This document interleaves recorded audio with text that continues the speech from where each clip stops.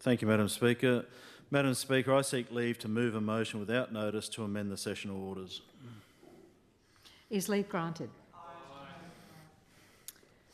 Leave is granted. Leader of Government Business.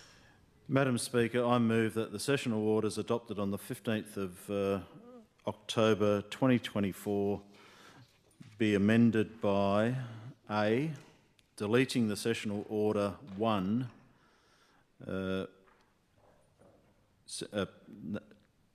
deleting sessional order 1, numeric number 3, ministerial reports, wherever occurring, and renumbering the items accordingly. B, deleting from sessional order 5, subsection 1, on each assembly meeting day after prayers, and inserting instead the words during government business when there is no question before the assembly. C, inserting at the end of sessional order 5, paragraph 6, if the debate is adjourned or interrupted, the remaining time becomes an order of the day for a later hour or a future day.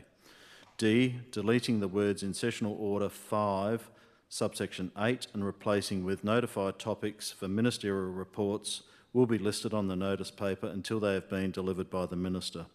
And E, deleting from sessional order 13.3, paragraph 1, the words between explanatory statement and the word unless. Madam Speaker, the Government is amending the sessional orders further to allow for both the efficient use of assembly time and to ensure the efficient use of Territory resources, including the resources of the Northern Territory public sector.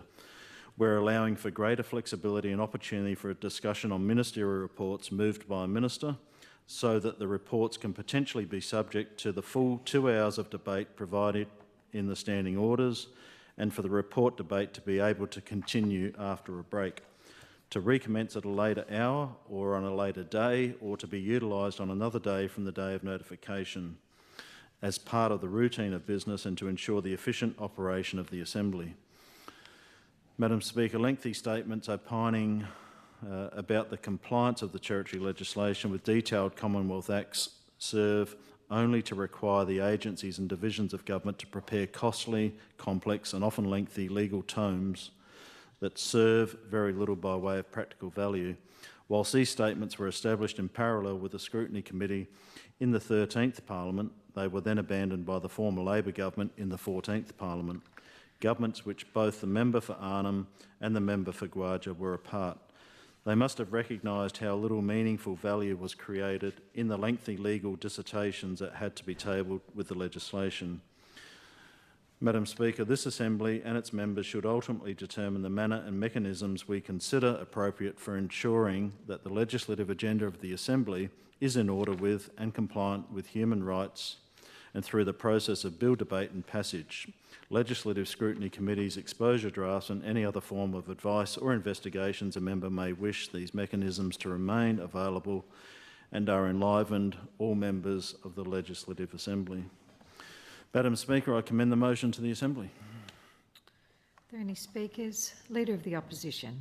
Thank you, Madam Speaker. I appreciate the words that have been circulated by the Leader of Government Business around the amendments and changes to sessional orders for this 15th Legislative Assembly.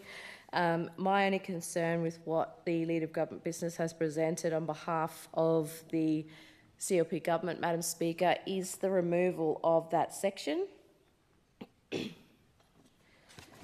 As I understand, Madam Speaker, Part E of what's been circulated to the Chamber around deleting the sessional orders under 13.31, the words between explanatory statement and unless, just for those who are interested, the part of the sessional orders that the Leader of Government Business and the CLP Government are proposing to remove states the wording between that those two sections is the full passage of 13.3 of a first reading of a bill, Madam Speaker. Part 1 is on presenting a bill, the member will table a signed explanatory statement. This is the bit that's going to be removed, and a statement on whether the bill is compatible with human rights as defined in Section 3 of the Human Rights Parliamentary Scrutiny Act 2011, Commonwealth. And that's the part they want to remove, Madam Speaker. And then it continues, unless the bill is an annual appropriation bill, which obviously we're comfortable with that because that's the budget bill. We all know that. Madam Speaker, this raises alarms because whilst we do say we're under the Westminster system and that there's a democratic process afoot here in the chamber, we know governments of the day will have the numbers to push things through regardless. I think we're entering very dangerous ground if we're then removing from the 15th Assembly, which is all members of the Parliament and the Chamber, the requirements for a bill of the Northern Territory to not have mandated the compatibility with human rights. It just rings some alarm bells, Madam Speaker, that why would we need to remove this out of Northern Territory legislation to be compatible with human rights? Is the CLP government planning to bring in legislation that discriminates against human rights in the Northern Territory? I'm very concerned and disturbed about this. I understand the Leader of Government Business is being a bit flippant and, oh, you know, just some, you know, legal jargon that we need to step through. But this is not a small thing. This is not a token or a light-hearted process to cut out of the democratic process, Madam Speaker. When we're looking at protecting human rights in the Northern Territory and Commonwealth legislation to be compatible at the Commonwealth, the national, the federal level, making sure the Northern Territory is not falling behind in best practice, in contemporary legislation requirements. We have the Office of Parliamentary Counsel who do a phenomenal job with the Northern Territory's legislation, the processes and the drafting, and that is extremely important.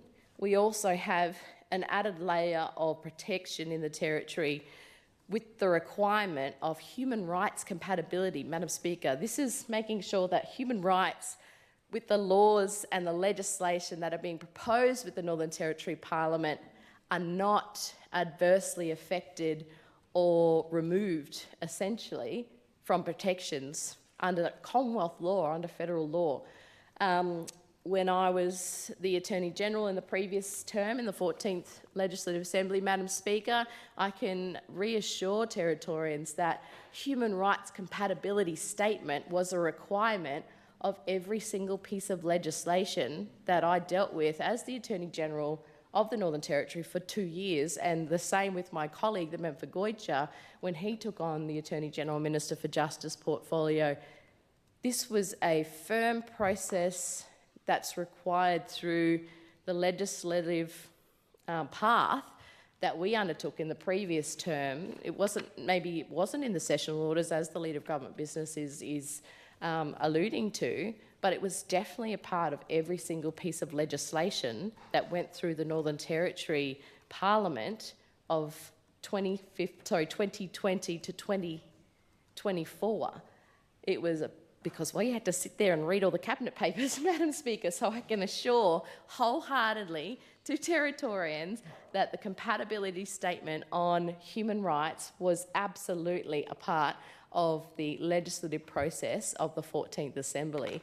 And having that extra layer of protection, that process, which the Leader of Government Business has been very dismissive of, I think is quite alarming. So, Madam Speaker, I absolutely disagree with Part E of the Sessional Orders Amendment that is being proposed by the CLP government through the member for Barkly in his role as the Leader of Government Business, because the alarm bells are starting to ring quite loudly. It's almost deafening the silence, Madam Speaker, now, that what legislation or processes of the Northern Territory 15th Legislative Assembly, we're all going to be in here for the next 4 years, representing our communities and our electorate, what processes of parliamentary legislation are going to require no compatibility statement of human rights to be included in that process.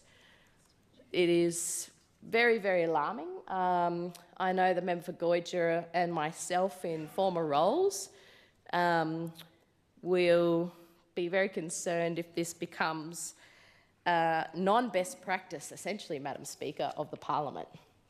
Non-best practice. What could possibly be presented in the Northern Territory Legislative Assembly that the government doesn't want to go through a formal legislative process to protect the human rights of fellow Territorians and laws and legislations, whether they're new laws or whether they're amending laws.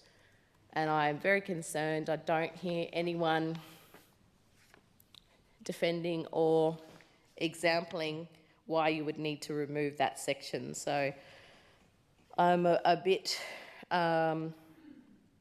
concerned, Madam Speaker, that this will go through, and if there's a process to, I may work with my my opposition Labor colleagues now to work through if there's a process to amend the sessional orders amendment that the member for Berkeley has put through to, and I'm not sure how this works with the tabling office, I've been put in this situation before on the spot, to amend and remove Part E. So I may have to seek some support from the clerk's office and the tabling office, Madam Speaker, of how I can do that and how I can move an amendment to the amendment of the sessional orders, which would be to remove Part E of the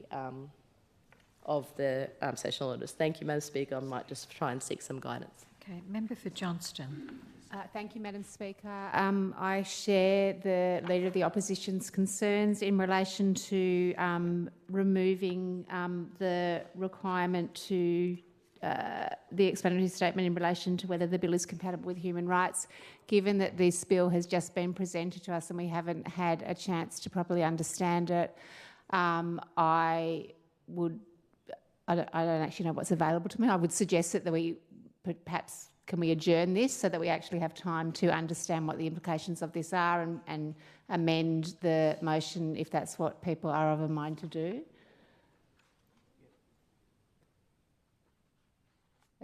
I don't know who even that's a question for. Sorry, people in the chamber.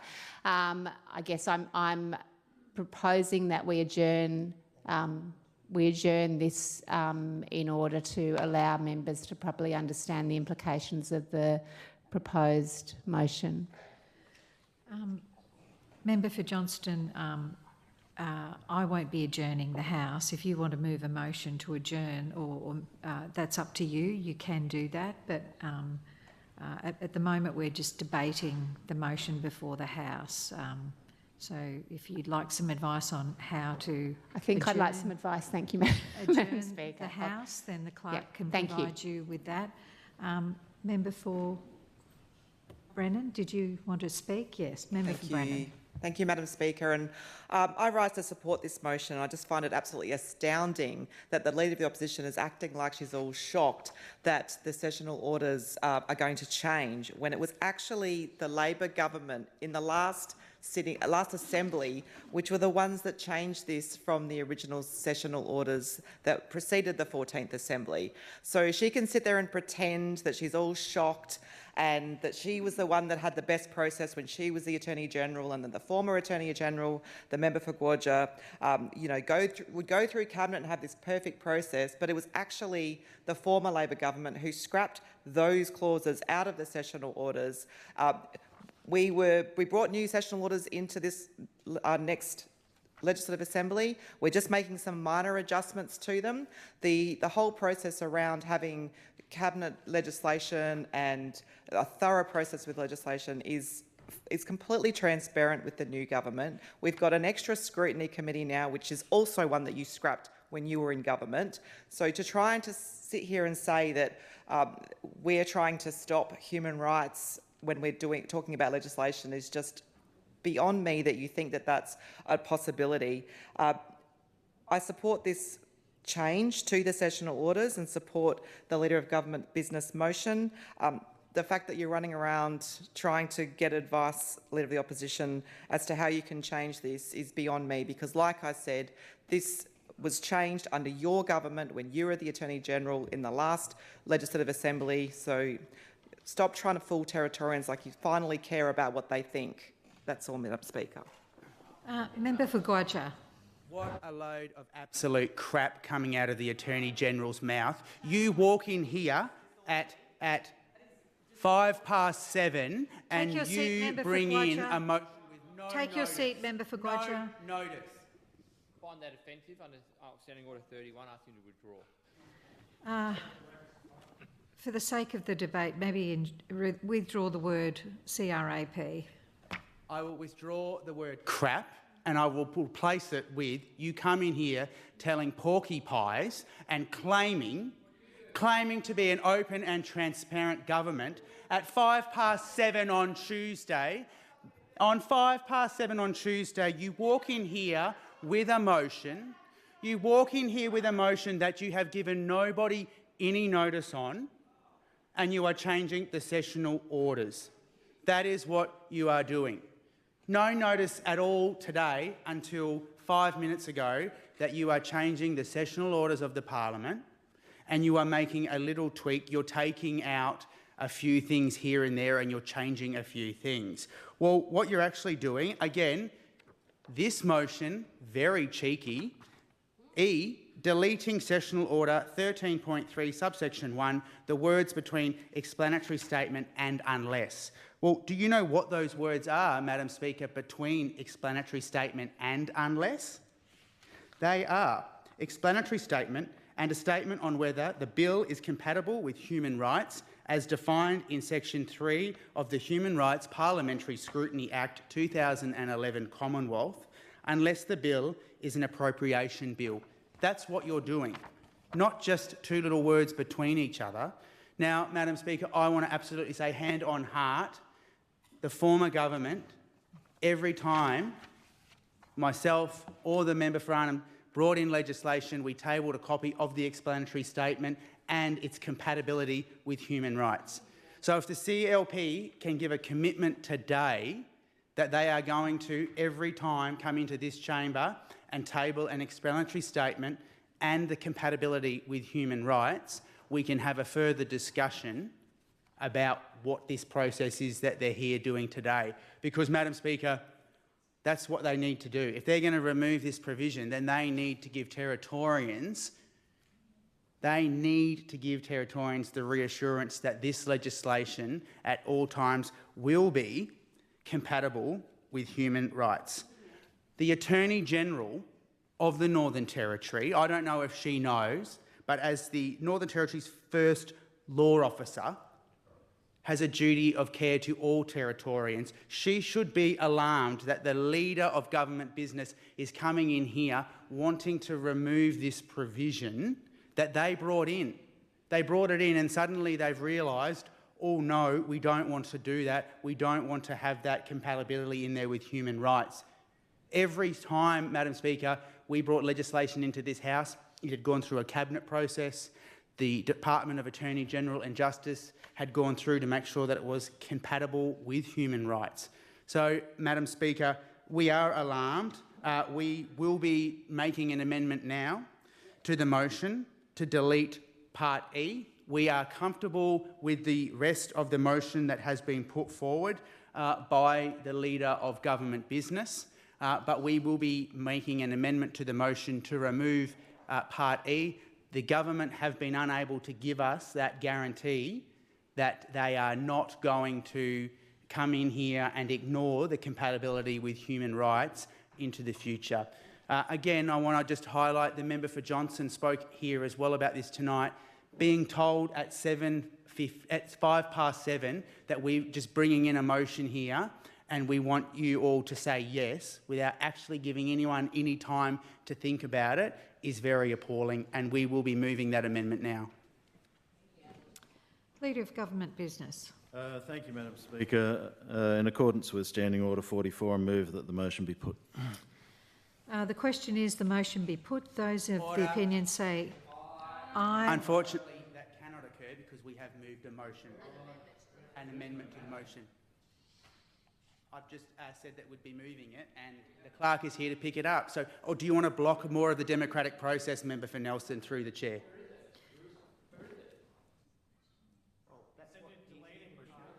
Okay, so just sit down. So has your amendment been circulated?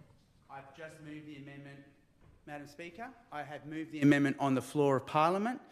The parliamentary officers are here to pick up the amendment, and we're putting the amendment forward. Or the CLP will block the democratic process of this assembly. So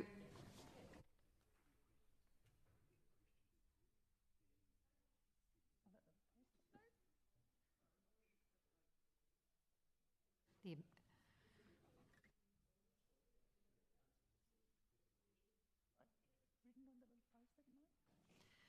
Okay, members, I've sought some advice. So the first part of this process we have to deal with is that the question be put. The question. Those of the opinion say aye. The contrary, no. No. I think the ayes have it. The second part is that the amendment be put or agreed to. Have people seen the amendment? Has it been circulated? No. So given that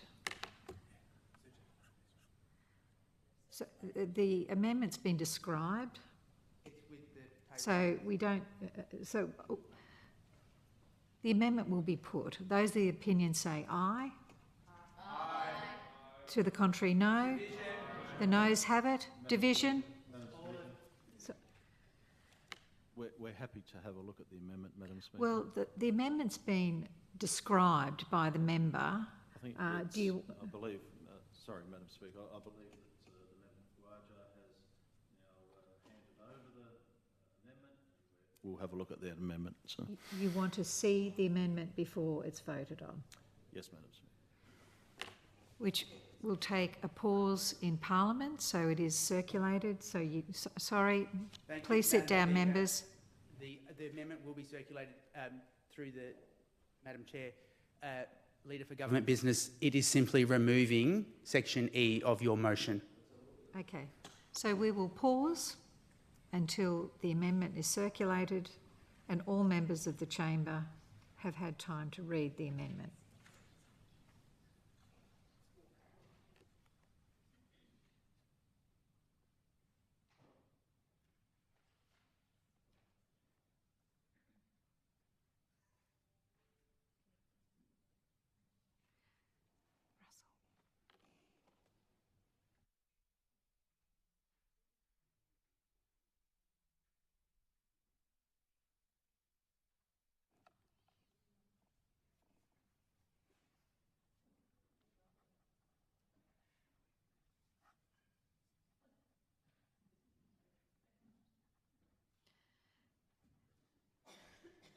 Have you had enough time to read the amendment?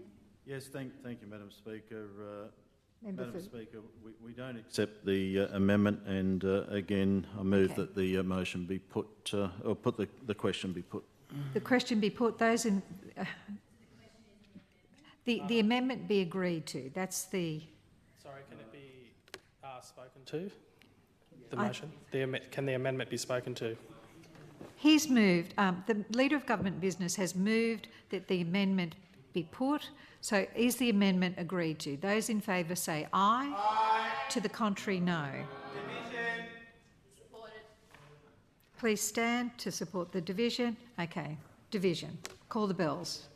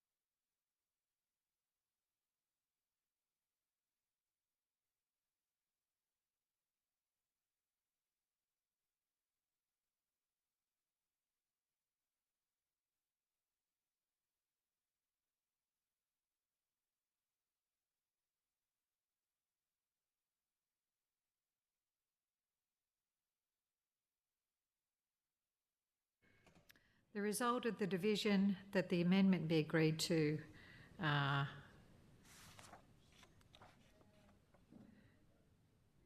6 ayes and 16 noes. So how do you say it then? Oh, yeah, okay. Okay. Okay.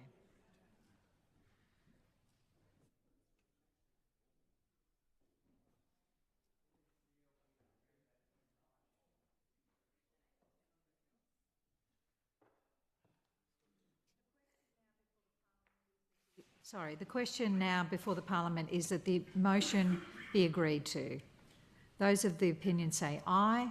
Aye. To the contrary, no. No. I think the ayes have it. Division? Please support the division. Ring the bells.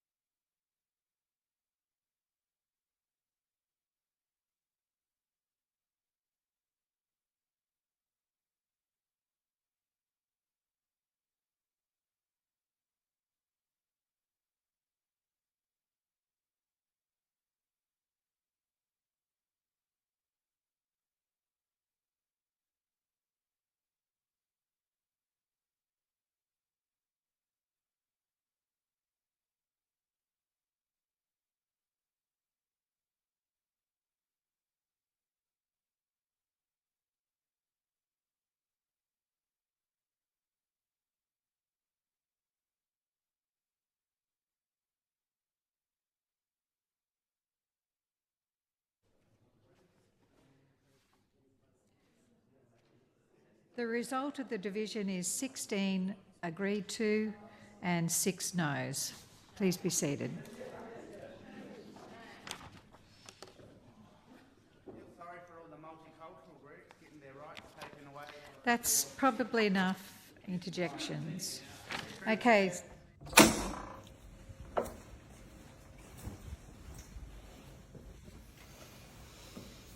So, we have just come out of the Parliament chamber to understand that the CLP government has removed the needs to have human rights compatibility statement for any legislation in the Northern Territory. At 7:10, the CLP stormed into the chamber with a motion to remove human rights compatibility from all future laws that they bring forward in the Northern Territory. Human rights are territory rights, and we need to fight this.